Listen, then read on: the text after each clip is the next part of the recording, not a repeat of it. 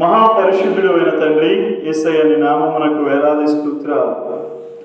పరిశుద్ధుడా, గనుడా, మహోన్నతుడు అయిన దేవా, నీ నామాన్ని స్తుతిస్తూ ఉన్నాం, గణపరుస్తూ ఉన్నాము తండ్రి.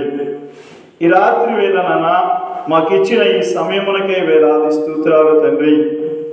నీ యొక్క బలలో పాలు పొందుకుండుగా తండ్రి, నీ కృపా సన్నిధిని మాకు తోడుగా ఉంచండి దేవా. నానా యేసయ్య వెలలేని స్తోత్రాలు తండ్రి. పరిశుద్ధుడవు, నీతిమంతుడవు తండ్రి. చదవబడిన వాక్యాన్ని దీవించండి, ఆశీర్వదించండి దేవా. నీ కృపలో మమ్మల్ని జ్ఞాపకం చేసుకోమని, సమస్త విషయాలలో ఎరిగిన దేవుడవు కనుక మమ్మల్ని సరిచేసుకున్నటకు నీ సహాయాన్ని దయచేయమని, నీవే పరిశుద్ధ ఆత్మను కుమరించి మాతో మాట్లాడమని మా ప్రభువును మా రక్షకుడైన యేసయ్య నామమున ప్రార్థించి అడిగి వేడుకొనుచున్నాను తండ్రి. ఆమేన్. దేవుడు ఏర్పరచుకున్న వారి విశ్వాసము నిమిత్తం ఈ తీతు పత్రిక రాసినటువంటి విషయం చూస్తే ఎవరు రాశారు అంటే పౌలు రాశాడు. ఎవరు రాశాడు?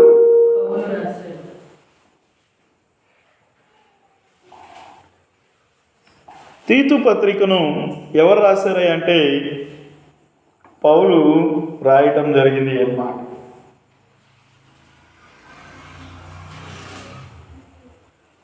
పౌలు రాశాడు. అయితే చూడండి, ఎవరికి రాశాడు అంటే తీతుకు రాశాడు. ఎందుకు రాశాడు అంటే మనం చూస్తే దేవుడు ఏర్పరచుకున్న వారి విశ్వాసము నిమిత్తము రాశాడు. ఎందుకు రాశాడంటే నిత్య జీవమును గుర్చిన నిరీక్షణతో కూడిన భక్తికి ఆధారముగు సత్య విషయమైన అనుభవ జ్ఞాన నిమిత్తము రాశాడు. దేవుని దాసుడును యేసుక్రీస్తు అపోస్తుడైన పౌలు మనందరి విశ్వాస విషయములో నా నిజమైన కుమారుడు తీతుకి శుభమని చెప్పేవాడు. మనం గమనించినట్లయితే తీతు పత్రిక ఎందుకు రాశాడు? తీతు పత్రిక ఎందుకు రాశాడంటే చూడండి, 5వ వచనం, నేను నీకు ఆజ్ఞాపించిన ప్రకారము నీవు లోపముగా ఉన్న వాటిని దిద్ది ప్రతి పట్టణములోను పెద్దలను నియమించు నిమిత్తమే నేను క్రేతులో నిన్ను విడిచి వచ్చి తిని అన్నాడు. చూడండి, ఎందుకు మరి వచ్చాడయ్యా అంటే, ఎందుకు ఈ పత్రిక రాశాడు అంటే తిమోతి లేక తీతును ఎక్కడ వదిలిపెట్టాడంట? ఎక్కడ వదిలిపెట్టాడంట? క్రేతు అనే పట్టణంలో. పట్టణం పేరేంటమ్మా? చెప్పాలి. ఏం పేరు? క్రేతు. ఏం పట్టణం పేరేంటి? క్రేతులో నిన్ను విడిచి వచ్చి తిని అన్నాడు. ఏ పట్టణం ఇది? క్రేతు అనే పట్టణం అన్నమాట. ఈ క్రేతు పట్టణంలో ఏముందంట? లోపం ఉంది అన్నమాట. ఏముంది? లోపం ఉంది. దాన్ని సరిచేయడానికి పౌలు ఏం చేశాడంటే తీతుని క్రేతులో విడిచి వచ్చాడు. ఎక్కడ విడిచి వచ్చాడు చెప్పాలి? క్రేతులో విడిచి వచ్చాడు. అక్కడ పెద్దలని ఏర్పరచుకుంటున్నాడు. ఎవరిని పెద్దలుగా ఏర్పరచాలి అంటే చూడండి, పెద్దలుగా ఎవరిని ఏర్పరచాలి? చూడండి, 6వ వచనంలో మనం చూస్తే ఎవడైనను నిందారహితుడును ఏకపత్ని వృతుడును దుర్వ్యాపార విషయము నేరము మోపని వారై అవిధేయులు కాక విశ్వాసులైన పిల్లలకు వాడినయున్న ఎడల అట్టి వాణ్ణి పెద్దగా నియమించవచ్చు అన్నమాట. అంటే అర్హతలు అన్నమాట పెద్దగా ఉండటానికి. మరి సంఘములో పెద్దగా ఉండాలి అంటే అర్హతలు ఏమై ఉన్నాయి? ఎవడైనా నిందారహితుడిగా ఉండాలి అన్నమాట. అతని పైన ఎలాంటి నిందలు ఉండకూడదు అన్నమాట. ఒకవేళ ఈ లోకానికి సంబంధించిన నిందలు మోపిన దేవుని సన్నిధిలో, దేవుని సముఖములో అతని పైన మోపిన నిందలన్నీ కూడా నిజమైనవి కాకుండా ఉండాలి అన్నమాట. ఈ లోకములో నిందారహితుడిగా జీవించాడు ఎవరు? నోవాహు అన్నమాట. మనం ఆదికాండం 6వ అధ్యాయం 9వ వచనంలో చూస్తే ఏం గమనిస్తామంటే, మరి ఈ లోకములోనే నిందారహితుడిగా ఉన్నాడు. నోవాహు వంశావళి ఇదే. ఆదికాండం 6వ అధ్యాయం 9వ వచనం ఏమంటున్నాడు? నోవాహు వంశావళి ఇదే. నోవాహు నీతిపరుడును తన తరములలో ఎట్టున్నాడంట? నిందారహితుడుగా ఉన్నాడు అన్నమాట. నోవాహు దేవునితో కూడా నడిచాడు అన్నమాట. ప్రియ దేవుని బిడ్డ, ఆలోచన చేయి. దేవునితో కూడా నడిచిన వాడు నోవాహు అన్నమాట. నోవాహు అంటే నెమ్మది అన్నమాట. జీవితంలో నెమ్మది లేక జీవిస్తున్నావా? జీవితంలో మరి పోరాటం చేసి సొమ్మసిల్లిపోతూ ఉన్నావా? ఆలోచన చేయాలి. ఆయన మాట్లాడుతున్నాడు అన్నమాట. ఎలా ఉండాలి అంటే నిందారహితుడిగా ఉండాలి. ఈ నోవాహు మరి ఆలోచన చేస్తే నిందారహితుడిగా ఉన్నాడు. ఎక్కడ? తన తరము వారిలోనే, తనతో జీవించే వారిలో చూస్తే ఎవరు నిందారహితుడు అని చూస్తే ఎవరున్నారంట? నోవాహు ఉన్నాడు అన్నమాట. నోవాహు నిందారహితుడిగా ఉన్నాడు. ఈ నోవాహు ఆనాడు దేవుడు ఏర్పరచుకున్నాడు, దేవుడు నియమించుకున్నాడు అన్నమాట. తన సేవకుడిగా ఏర్పరచుకున్నాడు. కారణం ఏమిటంటే మరి నీతిపరుడుగా ఉన్నాడు, నిందారహితుడిగా ఉన్నాడు. మరి మనం ఆలోచన చేస్తే ఇంకెలా ఉన్నాడు? దేవునితో నడిచినవాడు. దేవునితో నడవడం అంటే దేవుని వాక్యానికి లోబడటం. దేవుని వాక్యము దర్శన రూపంలో వస్తుంది. దేవుని వాక్యము మరి కళల రూపంలో వస్తుంది. దేవుని వాక్యము మనకి మరి మాట్లాడుతుంది అన్నమాట. ఎందుకని అంటే దేవుడు ఏర్పరిచిన వారి విశ్వాస నిమిత్తం. దేవుడు ఎవరి కోసం మరి ఏర్పరచుకున్నాడు? ఆయన కోసం. ఎందుకు ఏర్పరచుకున్నాడు? నిర్దోషులముగా ఆయన ఎదుట, ఆయన ప్రత్యక్షమైనప్పుడు ఆయన ఎదుట నిలవబెట్టుటకు ఆయన ఏర్పరచుకున్నాడు. అసలు దేవుడు ఎవరు? ఆలోచన చేయండి. దేవుడు ఆత్మస్వరూపి అన్నమాట. కనుక మనం ఏం చేయాలి?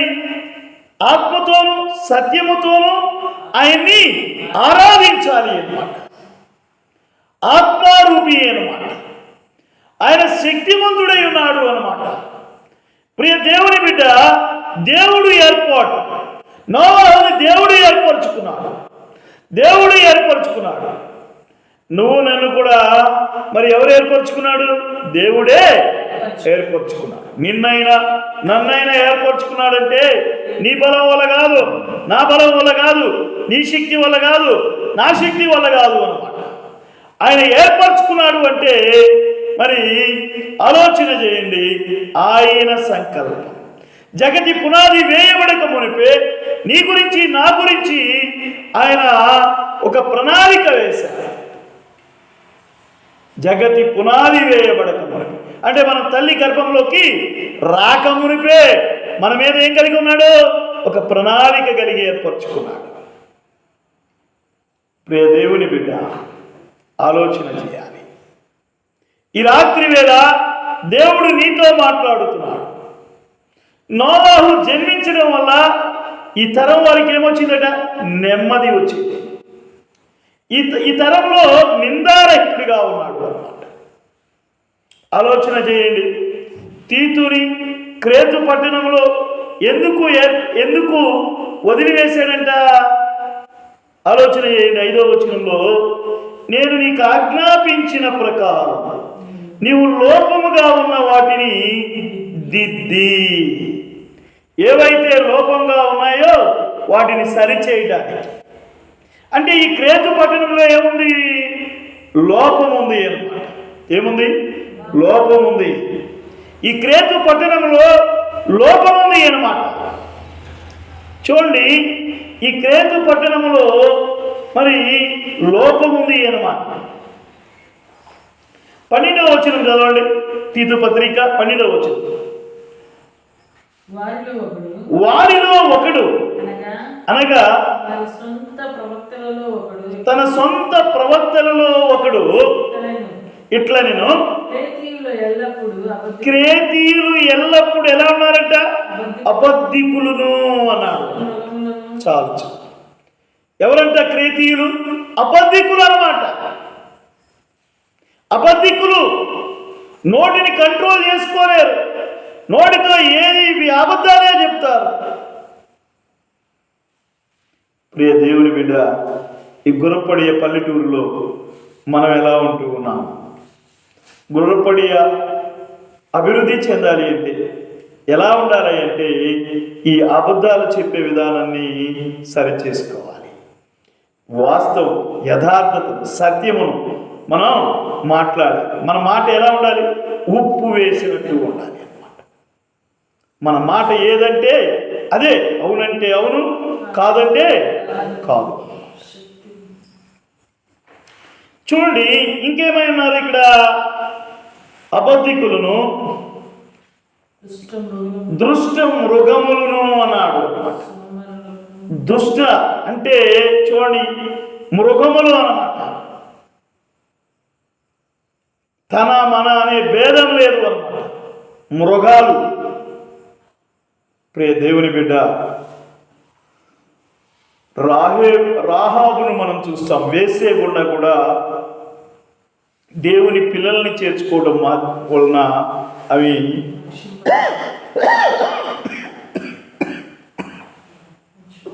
ఆమె ఏమైంది? రక్షణలోకి వచ్చింది అన్నమాట. మరి ఇక్కడ ఉన్నటువంటి పరిస్థితిని మనం చూస్తే ఏంటయ్యా అంటే, ఆలోచన చేయండి. దుష్ట మృగములుగా ఉన్నారట. క్రేతు పట్టణంలో ఎలా ఉన్నారు? దుష్ట మృగములుగా ఉన్నారన్నమాట. కాబట్టి మనం ఆలోచన చేద్దాం. అబద్ధికులుగా ఉన్నారు, దుష్ట మృగములుగా ఉన్నారు, ఇంకెలా ఉన్నారు? సోమరులకు తిండుబోతులై ఉన్నారు అన్నమాట.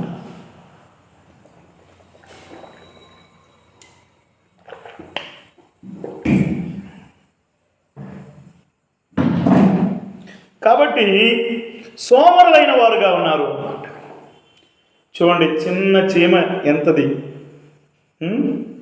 సోమరి చీమల యొద్దకు పోయి జ్ఞానం తెచ్చుకోమన్నాడు.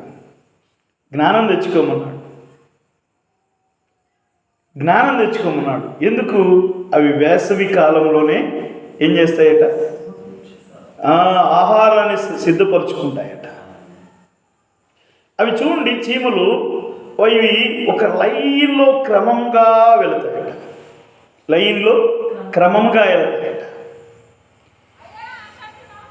కాబట్టి మన జీవితం దేవుని సన్నిధిలో మరి సోమరి జీవితం గడుపుతున్నావా? సోమరిగా ఉంటున్నావా? ఉదయాన్నే లేచి ప్రార్థన చేస్తున్నావా? మధ్యాహ్నం ప్రార్థన చేస్తున్నావా? సాయంత్రం ప్రార్థన చేస్తున్నావా? నీకు ఎవరు కనబడితే వారికి దేవుని వాక్యం చెప్తున్నావా? ఆలోచన చేయండి. సోమర జీవితాన్ని అనుభవిస్తూ ఉన్నావా? మనం చీమల యుద్ధకు పోయి జ్ఞానం తెచ్చుకోమన్నాడు.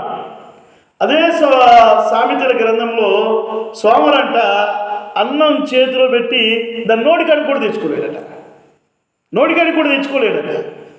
అన్నం అయితే ఉంది, కానీ అది తినడానికి చెయ్యి లేపడు. ఎంత బద్ధకం! ఆలోచన చేయాలి. దేవుని సన్నిధిలో మనం ఉన్నాము అన్నమాట. ఈ క్రేతు పట్టణంలో ఉన్నటువంటి వారు అబద్ధికులట. ఇంకెలా ఉన్నారు? దుష్ట ముఖములుగా ఉన్నారు, సోమరులకు తిండుబోతులై ఉన్నారట. తిండుబోతులు.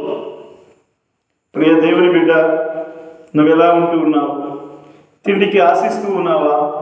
తినాలని, అది తినాలి ఇది తినాలని నోటితో మరి ఆశపడుతూ ఉన్నావా? ఆలోచన చేయాలి. ఏం పెట్టుకోమన్నాడు గొంతుకి? ఆలోచన చేయండి. ఈ క్రేతు పట్టణంలో ఉన్న లోపాలు ఒక ప్రవక్త చెప్తూ ఉన్నాడు అన్నమాట. వారి ప్రవక్తే ఏం చెబుతున్నాడు క్రేతు పట్టణం గురించి? మొదటిది అబద్ధికులట, రెండవది ఎవరంట? దృష్ట మృగాలైగా ఉన్నారట. ఇంకా మూడవది సోమరులుగా ఉన్నారట. నాలుగవది తిండుబోతులుగా ఉన్నారట.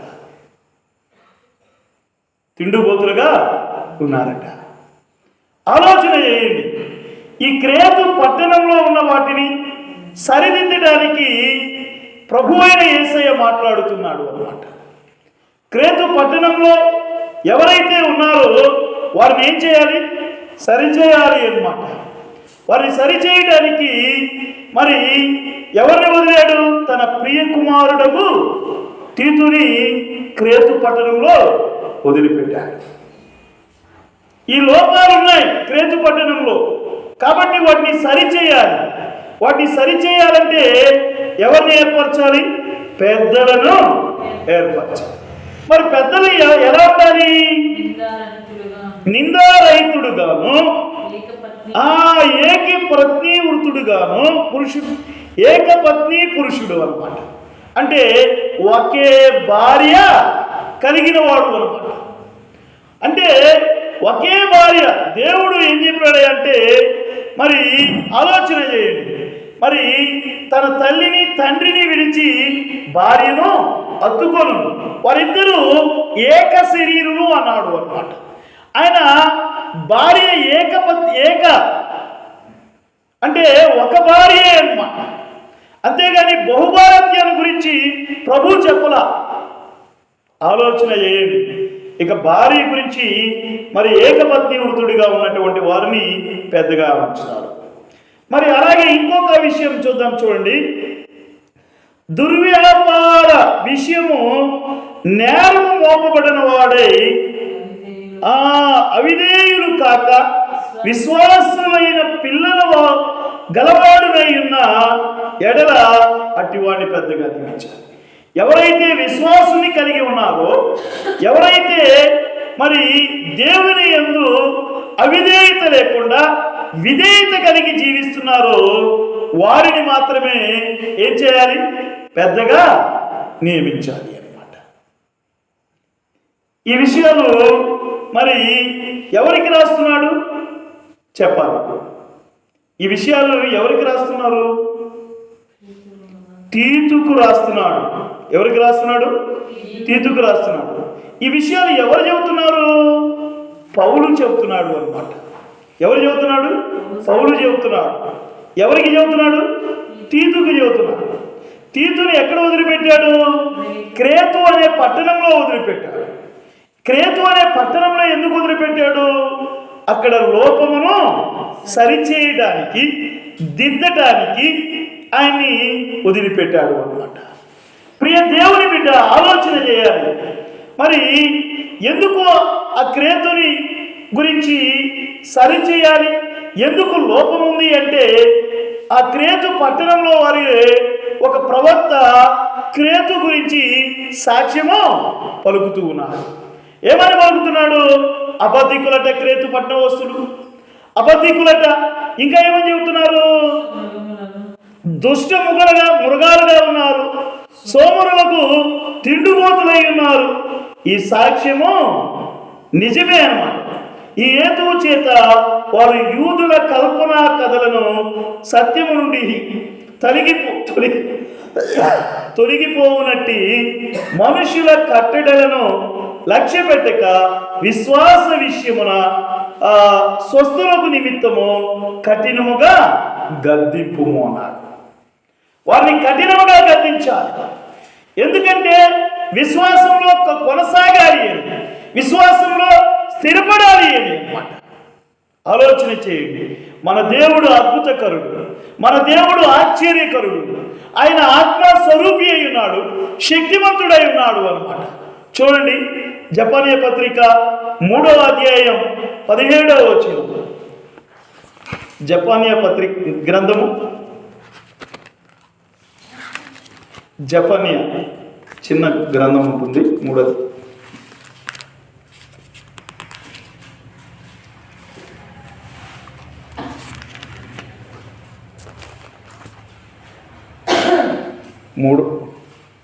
అధ్యాయం 11వ వచనం, లేక 3వ అధ్యాయం 17వ వచనం.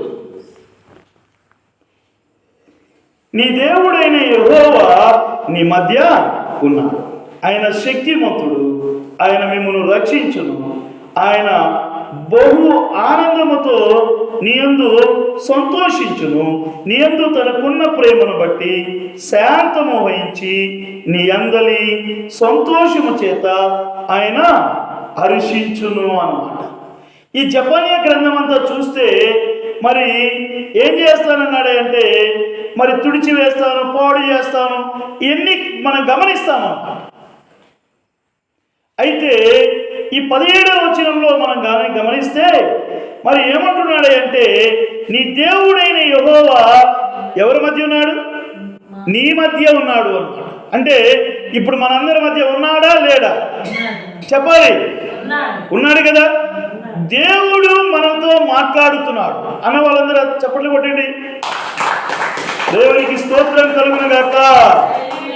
కాబట్టి దేవుడు మన మధ్య ఉన్నాడు.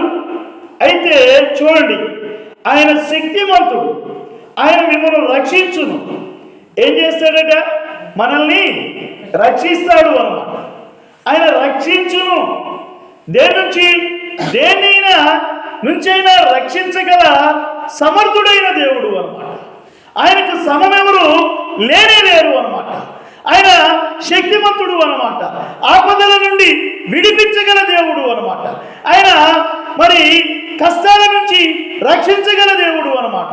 ఆయన విడుదల కలిగించగలడు, ఆయన స్వస్థత ఇవ్వగల దేవుడు అన్నమాట. ఆయన కరుణామయుడైన దేవుడు అన్నమాట. ప్రియ దేవుని బిడ్డ, ఆలోచన చేయి. రక్షించే దేవుడు, నిన్ను కష్టము నుండి విడిపించే దేవుడు, కష్టము నుంచి రక్షించే దేవుడు, నీకు అపాయము కలగకుండా కాపాడే దేవుడు అన్నమాట. ప్రియ దేవుని బిడ్డ, ఆయన నిన్ను రక్షిస్తాడు. నేను అగ్నిగుండం గంధకాలలో గుండములో పడకుండా నిన్ను కాపాడే దేవుడు. ఆయన నిత్య జీవంలోనికి నిన్ను తీసుకొని వచ్చే దేవుడు అన్నమాట. ఆలోచన చేయండి. ఆయన మనల్ని రక్షించే దేవుడు అన్నమాట. రక్షిస్తాడు. ఆలోచన చేయండి. అందుకని యేసయ్య గురించి బాప్తీసమిచ్చి యోహాను ఏమంటున్నాడు? నా వెనక వచ్చేవాడు నాకంటే శక్తిమంతుడు అన్నాడు అన్నమాట. ఆయన శక్తి మంతుడై ఉన్నాడు అన్నమాట.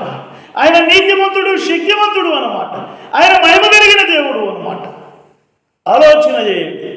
బాప్తీసమిచ్చి యోహానే దేవుని గురించి సాక్ష్యం చెప్తూ ఉన్నాడు అన్నమాట.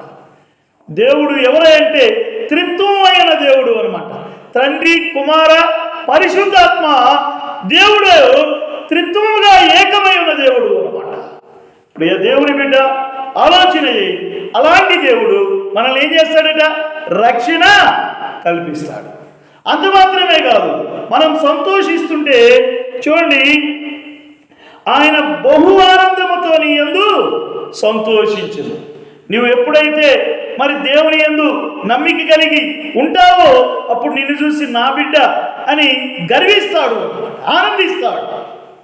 ఆలోచన చేయండి. మీ పిల్లలు బాగా చదివి మంచి ఉద్యోగాలు వచ్చినాయి అనుకోండి, అప్పుడేం చేస్తారు? మీరు ఆనందపడతారా లేదా? సంతోషపడతారా లేదా? సంతోషం ఉంటుందా లేదా?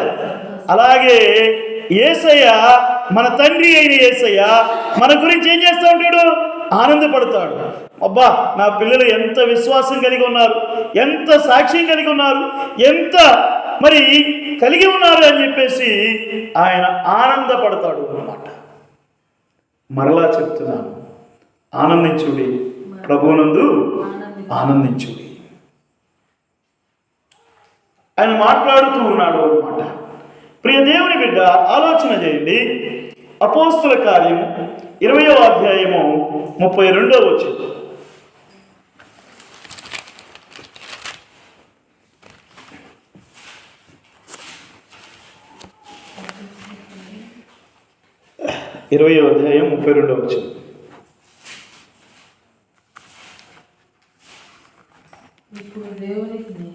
ఇప్పుడు దేవునికి ఆయన కృపావాక్యమునకు మిమ్మును అప్పగించుచున్నాను. ఆయన నీకు క్షేమాభివృద్ధి కలుగు చేయుటకును పరిశుద్ధపరచబడిన వారందరిలో స్వాస్థ్యము అనుగ్రహించుటకును శక్తిమంతుడు. మన దేవుడు ఎవరు చెప్పాలి? ఏదైనా ఇవ్వగలిగినటువంటి శక్తిమంతుడు. శక్తిమంతుడు అనమాట మన దేవుడు. రక్షించగల దేవుడు శక్తిమంతుడు. రక్షించుటకు మన దేవుడు శక్తిమంతుడు అన్నమాట. మన దేవుడు క్షేమాభివృద్ధి కలగజేసే దేవుడు అన్నమాట. చూడండి 32వ వచనంలో, ఇప్పుడు దేవునికి ఆయన కృపావాక్యమును మిమ్మును అప్పగించుచున్నాను, ఆయన మీకు క్షేమాభివృద్ధి కలగజేస్తాడు. దేవునికి స్తోత్రం చెప్పండి. దేవునికి స్తోత్రం చెప్పండి. హల్లెలూయా. అంటే క్షేమము కలగజేస్తాడు, అభివృద్ధి కలగజేస్తాడు. మన దేవుడు మనకి ఏ అపాయము రానియవుడు, ఏ కన్నీరు కార్చనీయుడు అన్నమాట. ఆయన ప్రతి బాష్ప బిందువులను తుడిచేటటువంటి దేవుడు అన్నమాట. మనం చూస్తే సొమ్మసిల్లిన వారిని ఆయన ఏం చేస్తాడట? చూడండి, నా యెషయా గ్రంథం 40వ అధ్యాయం 29వ వచనంలో మనం చూస్తాం, సొమ్మసిల్లిన వారిని ఆయన బలమిచ్చు దేవుడు అన్నమాట. ఆయన బలపరిచే దేవుడు అన్నమాట. అలసిపోయావు, వేసారిపోయావు, ఎటు వెళ్ళాలో తెలియని స్థితిలో ఉన్నప్పుడు, సొమ్మసిల్లిపోయినప్పుడు ఆయన నిన్ను బలపరుస్తాడు, నిన్ను ఆదుకుంటాడు. ఆలోచన క్షేమాభివృద్ధి కలగజేస్తాడు అన్నమాట. నిజంగా ఇజ్రాయేలీలు నడుస్తున్నప్పుడు ముందేమో ఎర్ర సముద్రం ఉంది, వెనకేమో ఫరో సైన్యం తరుముతూ ఉంది అన్నమాట. దారి లేదు, తెన్ను లేని పరిస్థితి అన్నమాట. ఏం చేయాలో వాళ్ళకి అర్థం కాని స్థితిలో ఉన్నారు అన్నమాట. అప్పుడే ఆలోచన చేయండి, దేవుడు మాట్లాడాడు, మీరు ఓరకుండి మీకు కలిగడి రక్షణ చూడండి అన్నాడు. ఓరక నిలుచుండి చూడమన్నాడు. కాబట్టి ఆలోచన చేయండి. దేవుడు మాట్లాడుతున్నాడు. మనకి మొదటిగా రక్షణ కలిగజేసే దేవుడు, క్షేమాభివృద్ధిని కలిగజేసే దేవుడు. మరి చూడండి, రోమపత్రిక 16వ అధ్యాయము 26వ వచనంలో ఏమన్నాడంటే, మనల్ని స్థిరపరుస్తానన్నాడు అన్నమాట. రోమపత్రిక 26వ అధ్యాయం 16వ వచనం, 16వ అధ్యాయం 26వ వచనం. సమస్తమైన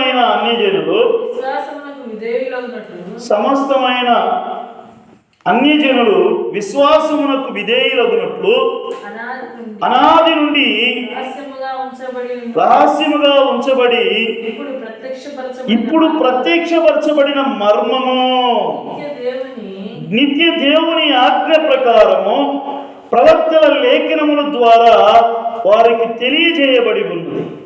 ఈ మర్మమును అనుసరించి ఉన్న నా సువార్త ప్రకారము యేసుక్రీస్తు గుర్చిన ప్రకటన ప్రకారముగా మిమ్మల్ని స్థిరపరచుటకు శక్తిమంతుడును అద్వితీయ జ్ఞానవంతుడును దేవునికి యేసుక్రీస్తు ద్వారా నిరంతరము మహిమ కలుగును. ఆమేన్. కాబట్టి ఆలోచన చేయండి, మనల్ని స్థిరపరచుటకు శక్తిమంతుడు అన్నమాట మన దేవుడు. ఏమా, మన దేవుడు ఎలాంటి వాడు? స్థిరపరచుటకు శక్తిమంతుడు. మనల్ని రక్షించే దేవుడు, మరి మనల్ని క్షేమాభివృద్ధి కలగజేసే దేవుడు, మనల్ని స్థిరపరిచే దేవుడు అన్నమాట. ఈరోజు నువ్వు స్థిరపడాలనుకుంటున్నావా? దేవుని సన్నిధిలో నువ్వు స్థిరపడాలనుకుంటున్నావా? ఆలోచన చేయండి. మరి స్థిరపడాలి అంటే మరి నోవాహు మనం గమనించాము, ఈ తరం వారందరిలో నిందారహితుడిగా ఉన్నాడు, నీతిపరుడుగా ఉన్నాడు. ఆయన ఆదికాండం 8వ అధ్యాయంలో మరి 21, 22 వచనాలు అనుకుంటా, దహన బలి అర్పిస్తే ఆ బలి ఇంపైన సువాసనగా ఉంది అన్నమాట. దేవుడికి పరిమళ సువాసనగా ఉంది. కారణం ఏమిటి? పవిత్రమైన వాటిని దేవునికి అర్పించాడు. దేన్ని అర్పించాడమ్మా? చెప్పాలి. ఎవరు అర్పించారమ్మా? ఎవరు అర్పించారు? నోవాహు అర్పించాడు అన్నమాట. పవిత్రమైన వాటిని అర్పించాడు. ఆలోచన చేయండి, దేవుని సన్నిధిలో ఉన్న నువ్వు నేను దేవునికి సమర్పించాలి. మన హృదయాన్ని సమర్పించాలి. పవిత్రమైన హృదయం ఎందుకో తెలుసా? నీ హృదయమే దేవుని ఆలయమై ఉన్నదని మీరు ఎరుగురా. ఎవడైనా దేవుని ఆలయం పాడు చేస్తే దేవుడు చూస్తూ ఉంటాడా? ఆలోచన చేయండి. కాబట్టి ఆలోచన చేయండి, దేవుని యొక్క వాక్యము చెబుతుంది నీ హృదయం పరిశుద్ధ ఆత్మతో నింపబడాలి. పరిశుద్ధముగా ఆయన యొక్క ఆరాధనలో, ఆ బలలో పాల్గొనాలి అన్నమాట. ఎవడైనాను కొరింథీయులకు రాసిన మొదటి పత్రిక 11వ అధ్యాయం 27వ వచనంలో అంటున్నాడు, ఎవడైనాను అయోగ్యముగా నా బలలో పాలు పొందితే వాడు ఏమవుతాడంట? శాపగ్రస్తుడైపోతాడు. ఇంకా అనేక రోగాలు వస్తాయని చెప్తాడు. ఆలోచన చేయాలి. ఆ బల తీసుకునేటప్పుడు దేవుని శరీరం, ఆలోచన చేయండి, తీసుకునేటప్పుడు మనం యోచించుకోవాలి, మనల్ని మనమే పరీక్షించుకోవాలి అన్నమాట. అయోగ్యముగా దేవుని బలలో మనం వేయకూడదు అన్నమాట. దేవునికి స్తోత్రం చెప్దాం. హల్లెలూయా. ఎవరైతే నా శరీరము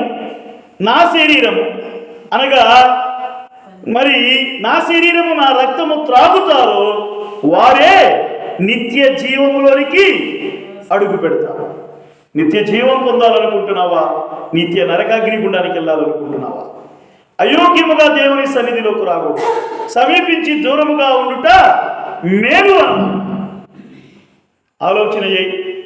దేవునికి మనం గమనించినట్లయితే మన దేవుడు ఎవరై అంటే రక్షకుడై ఉన్న దేవుడు, క్షేమాభివృద్ధిని కలగజేసే దేవుడు. మన కుటుంబానికి క్షేమాభివృద్ధి కలగజేస్తాడు, మనకి క్షేమాభివృద్ధి కలగజేస్తాడు, మన సంఘానికి క్షేమాభివృద్ధి కలగజేస్తాడు. మనల్ని ఏం చేస్తాడు? స్థిరపరిచే దేవుడు. ఎప్పుడు ఆయన ప్రణాళికలో ఉంటే, ఆయన ఏర్పరచుకున్నట్టు ఉంటే, ఆయన ప్రణాళికలో దాడిపోతే, ఆయన నడవడికలో దాడిపోతే ఆయన ఏం చేయగలడు? మనం ఆలోచన చేయండి. ఇప్పుడు మనం ఒక చెట్టు నాటేమో, అది మనం పెంచుతుంటే, మన కాపలా ఉంటే, మన సన్నిధిలో ఉంటే బాగానే ఉంటుంది అన్నమాట, పరిరక్షించబడుతుంది. అలా కాకుండా చూడండి, మరి యేసయ్య చేతిలో ఉన్నంత వరకు కాపుదల ఉంటుంది, భద్రత ఉంటుంది, రక్షణ ఉంటుంది, క్షేమాభివృద్ధి ఉంటుంది, స్థిరము ఉంటుంది అన్నమాట. ఆలోచన చేయండి.